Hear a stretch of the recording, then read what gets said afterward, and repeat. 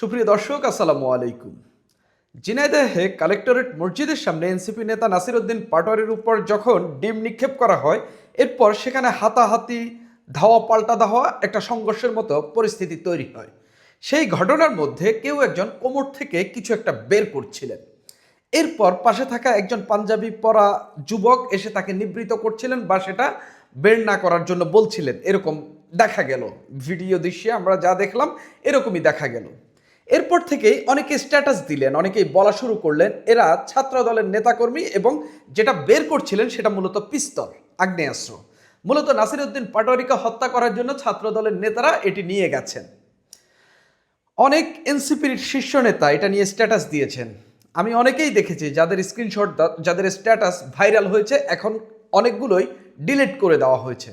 তারা সেখানে স্পষ্টত লিখেছিলেন ছাত্র দলের নেতারা সেখানে অস্ত্র নিয়ে গেছেন, নাসির উদ্দিন পাটোয়ারি এবং তার সঙ্গী যারা রয়েছেন তাদেরকে হত্যা করার উদ্দেশ্যে তারা আগ্নেয়াস্ত্র নিয়ে গেলেন। জামাত শিবিরের অনেক শীর্ষস্থানীয় নেতারাও একই কথা বলেছেন। অনেক অনুসন্ধান করা হলো, অনেক ঘাটাঘাটি করা হলো, শেষ পর্যন্ত পত্রিকায় রিপোর্ট হলো যে দুজন কোমর থেকে কিছু একটা বের করছিলেন বা একজন বের করছিলেন, আরেকজন এসে নিবৃত করছিলেন বা এটা লুকিয়ে রাখার কথা বলছিলেন, এই দুজনের কেউই ছাত্র দলের নেতা নন। খুব ইন্টারেস্টিং বিষয়, যাদেরকে নিয়ে গোটা একটা দিন নেতিবাচক প্রচারণা হইল যে ছাত্রদল অস্ত্র নিয়ে গেল নাসির উদ্দিন পাটোয়ারিকে হত্যা করার জন্য, একদিন পরে আমরা জানতে পারলাম তারা কেউই ছাত্র দলের নেতা নন, বরঞ্চ তারা নাসির উদ্দিন পাটোয়ারির অনুসারী।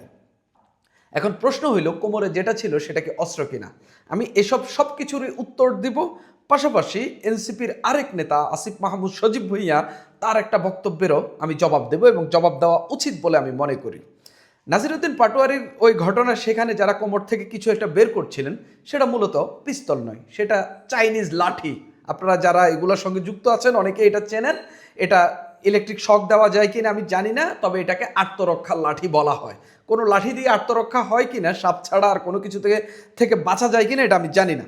তবে এই দুজনই নাসির উদ্দিন পাটোয়ারির অনুসারী, বলতে পারেন এনসিপি নেতা। এটা বলছেন এনসিপির খোদ একজন নেতাই। তবে আমি স্থানীয়ভাবে খোঁজ নিয়ে দেখেছি তারা নাসির উদ্দিন পাটোয়ারিকে পছন্দ করেন, ভালোবাসেন, নাসির উদ্দিন পাটোয়ারির সমর্থক। কেননা তারা বিএনপির যেভাবে বিষোৎকার করেন, এনসিপি নেতা নাসির উদ্দিন পাটোয়ারি বিএনপিকে যেভাবে গালিগালাজ করেন, যেভাবে কটু ভাষায় কথা বলেন, যেভাবে আক্রমণাত্মক কথা বলেন, এটার কারণে তাকে পছন্দ করেন। তারা মূলত জামাত শিবিরের কর্মী, এটা আমি স্থানীয়ভাবে খোঁজ নিয়ে জানতে পেরেছি। তা আমি একটু এনসিপি নেতার বক্তব্য শুনি। যে দুজন কোমর থেকে কিছু একটা বের করছিলেন, যারা গত একটা দিন নাসির উদ্দিন পাটোয়ারিকে হত্যা করা হবে বা যারা হত্যা করার জন্য সেখানে গিয়েছিল এরকম প্রচার করা হচ্ছিল, তারা কারা আপনারা জেনে যাবেন। একজনের নাম আশিক, আরেকজনের নাম সিয়াম। এনসিপির যুগ্ম সদস্য সচিব, কেন্দ্রীয় নেতা তারেক রেজা বলছেন আশিক ও সিয়াম স্বেচ্ছাসেবক হিসেবে দায়িত্ব পালন করছিলেন, তারা এনসিপি করে না। কিন্তু নাসির উদ্দিন পাটোয়ারিকে তারা ভালোবাসেন। তারা ঝিনাইদহের সফরের খবর পেয়ে স্বেচ্ছাসেবক হতে আগ্রহী হন। আশিক একটি স্বেচ্ছাসেবী সংগঠনের সঙ্গে যুক্ত, আর সিয়াম একজন জুলাই যোদ্ধা। তাদের কাছে কোনো অস্ত্র ছিল না, এটা ছিল একটা স্ট্রিজ বলতে যেটা বড় করা যায়, ছোট করে ফোল্ড করা যায়, বড় করে এটা দিয়ে শকটক দেওয়া যায় কিনা আমি জানি না, তবে এটা নাকি আত্মরক্ষার লাঠি। এটা এক ধরনের লাঠি। তিনি বলছেন হামলাকারীরাই মূলত এই লাঠি এনেছিল। তারা বলছেন যে যারা কোমর থেকে বের করছিলেন এই লাঠি তারা আনেনি, এনেছিল হামলাকারীরা, তাদের থেকে এরা কুড়িয়ে পেয়েছে। তো এটা আসলে বিশ্বাস করার মতো কিনা, আপনারা এটা বিশ্বাস করার মতো হইলে আপনারা মেনে নিয়েন। তিনি বলছেন হামলার এক পর্যায়ে আশিকের চোখে পড়লে তিনি কেড়ে নিয়ে নিজ কোমরে রাখেন। তো এনসিপি নেতারা ধরলাম যে ছাত্র দলের মতো সংঘর্ষ করে না, করতে পারে না। ছাত্র দলের নেতার কাছ থেকে থাকা লাঠি বা একটা স্ট্রিজ নাকি একজন এনসিপির স্বেচ্ছাসেবক কেড়ে নিতে পারবেন, এটা আমি অন্তত বিশ্বাস করি না। আমি মনে করি এটা তিনি এনেছেন। তিনি আরো বলছেন পরে হামলা বেড়ে গেলে সিয়ামও আশিকের কাছ থেকে ওটা নিতে চান, ওটা আশিক দেননি। এই ছবি ভাইরাল হচ্ছে পিস্তল হিসেবে। ছাত্রদলের কেন্দ্রীয় নেতা নাসির উদ্দিন নাসির, কেন্দ্রীয় সাধারণ সম্পাদক, এটা নিয়ে তিনিও একটা স্ট্যাটাস দিয়েছেন। তিনি স্পষ্টত বলেছেন তারা জামাত শিবিরের কর্মী। আমিও স্থানীয়ভাবে যে খোঁজ নিয়েছি, আমি স্থানীয়ভাবে অনেকেই আমাকে বলছেন তারা জামাত শিবিরের কর্মী। তবে আমি একেবারে পুরোপুরি কনফার্মলি আপনাদেরকে বলতে পারছি না, এটা স্থানীয় লোকাল সাংবাদিক যারা আছেন তাদের কেউ কেউ আমাকে জানিয়েছেন। অর্থাৎ ছাত্রদলকে কেন্দ্র করে ওইখানে নাসিরউদ্দিন পাটোয়ারি এবং ছাত্রদলের নেতাকর্মীদের একটা বাদানুবাদকে কেন্দ্র করে সেখানে ডিম ফোটানো হলো নাসিরউদ্দিন পাটোয়ারির মাথায়। এরপর সেখানে লঙ্কা কাণ্ড বাঁধলো। অনেকেই বলছেন এই ডিমটা কি পারমাণবিক বোমা কিনা, যেভাবে অভিনয় করা হচ্ছে যে ওই রকম আহামরি তো কিছু হয় নাই, পারমাণবিক বোমার মতোই অ্যাক্টিং করা হচ্ছে। আমরা দেখেছি অনেক ঘটনা যেগুলো ডক্টর মোহাম্মদ ইউনূসের সময়ে ঘটেছে। অনেক মানুষ মার খেয়েছে, মামলা হয়নি। অনেক মানুষকে, নিরপরাধ মানুষকে মারা হয়েছে, কিন্তু কোনো মামলা পর্যন্ত তারা দিতে পারেনি, এবং মামলা করতে গেলে উল্টা তাদেরকে গ্রেফতার করা হয়েছে। তার মানে এই নয় যে যে আগের ঘটনায় মামলা হয়নি তার মানে এখন নাসিরউদ্দিন পাটোয়ারিকে ডিম মারলে মামলা করা যাবে না।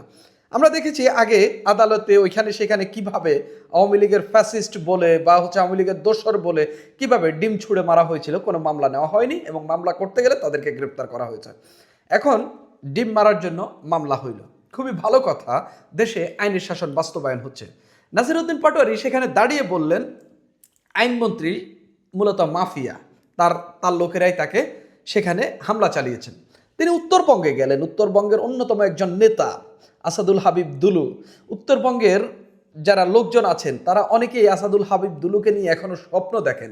তারা মনে করেন আসাদুল হাবিব দুলু তাদের সেখানে যে যে তিস্তা নিয়ে যে চুক্তি আছে এবং তিস্তা কেন্দ্রিক যে বোঝাপড়া আছে সেগুলো তিনি রাজনীতি ব্যক্তি হিসেবে তিনি সমাধান করে দিবেন। এবং ইলেকশনের আগে বিএনপি যে বড় একটা মুভমেন্ট করেছিল, সেই মুভমেন্টের বড় একটা পার্ট ছিলেন সেই আসাদুল হাবিব দুলু। তাকে তিনি মাফিয়া বলে এসেছেন সেখানে, নাসিরউদ্দিন পাটোয়ারি আসাদুল হাবিব দুলুকে মাফিয়া বলে এসেছেন সেখানে। তিনি ঝিনাইদহে দাঁড়িয়ে আইনমন্ত্রীকে মাফিয়া বলেছেন। মানুষের বাকস্বাধীনতা থাকা ভালো, কিন্তু আপনি এরকম বাকস্বাধীনতা ব্যবহার করবেন যেই বাকস্বাধীনতাটা আসলে আমার বাকস্বাধীনতা কেড়ে নিবে। যখন আপনি বেশি বলবেন তখন সরকার দেখা গেল যে এটা দমানোর জায়গায় চলে গেল, তখন এখন যে স্বাভাবিক পর্যায়ের যে বাকস্বাধীনতা আছে সেটাও তো হরণ হয়ে যাবে। দেখেন, আমার কথাটা কিন্তু মিসইন্টারপ্রিট করেন না, কিন্তু এই জায়গা থেকে আমি যেটা বলার চেষ্টা করছি যে হচ্ছে আপনি বলার স্বাধীনতা আছে, তার মানে আপনি যা তা বলতে পারেন না। আপনি একজনকে মাফিয়া বলাই মানে আপনি without any information, without any evidence আপনি যখন মাফিয়া বলে দিচ্ছেন, আপনি মূলত সেই রাজনৈতিককে তার যে খারাপ বা তিনি খারাপ না হয়েও যে তার খারাপ প্রচারটা আপনি করছেন, এটা কিন্তু তার ক্যারিয়ারে নেতিবাচক প্রভাব ফেলবে। আমি সেটাই বলার চেষ্টা করছি। এই জায়গা থেকে নাসিরউদ্দিন পাটোয়ারির তিনি সেখানে দাঁড়িয়ে বললেন, অথচ ঝিনাইদহের 4টি আসনের 3টি আসনের এমপি হইলই জামাতের নির্বাচিত এমপি। সেই জায়গায় নাকি জামাতের সঙ্গে বিএনপি পেরে উঠবে এবং জামাতকে ডিঙিয়ে বিএনপি নাকি সেখানে বড় বড় ধরনের অনেক কিছু করে ফেলতে পারে। অর্থাৎ আমার বোঝে আসে না। এখানে আসিফ মাহমুদ সজীব ভুঁইয়ার যে বক্তব্য, তিনি বলছেন আমাদেরকে ভায়োলেন্স দেখায়েন না, ভায়োলেন্স করলে আমাদের থেকে ভালো কেউ করতে পারবে না, মানে ভায়োলেন্স চাইলে আমাদের থেকে বেশি কেউ করতে পারবে না। এখানে তিনি অকপটে স্বীকার করছেন যে জুলাই আগস্টে তারা ভায়োলেন্স করেছেন, জুলাই আগস্টে ভায়োলেন্স হয়েছে, আওয়ামী লীগ সরকারের দিক থেকেও অন্যায় হয়েছে, আন্দোলনকারীরাও অন্যায় করেছেন। কোনো অন্যায় ছাড়া একটা সরকারকে হটানো সম্ভব না, খোদ সরকারকে হটানোটাই একটা অন্যায় কাজ, কিন্তু দেশে গণতন্ত্র প্রতিষ্ঠার জন্য এই অন্যায় কাজ দেশের মানুষ করে। কিন্তু প্রশ্ন হইল ওই সময় যে ভায়োলেন্সগুলো করেছে বা মানুষ যে ভায়োলেন্সের জবাব দিয়েছে, প্রশাসনিক ভায়োলেন্সের যে জবাব মানুষ ভায়োলেন্সের মধ্য দিয়ে জবাব দিয়েছে, তাদের মুখে বা তাদের চোখে চোখ রাখিয়ে বা তাদের গুলি নিজেদের বুকে রেখে যে ভায়োলেন্সের জবাবটা দিয়েছে, সেই মানুষগুলো তো এখন আসিফ মাহমুদ সজীব ভুঁইয়ার সঙ্গে নেই।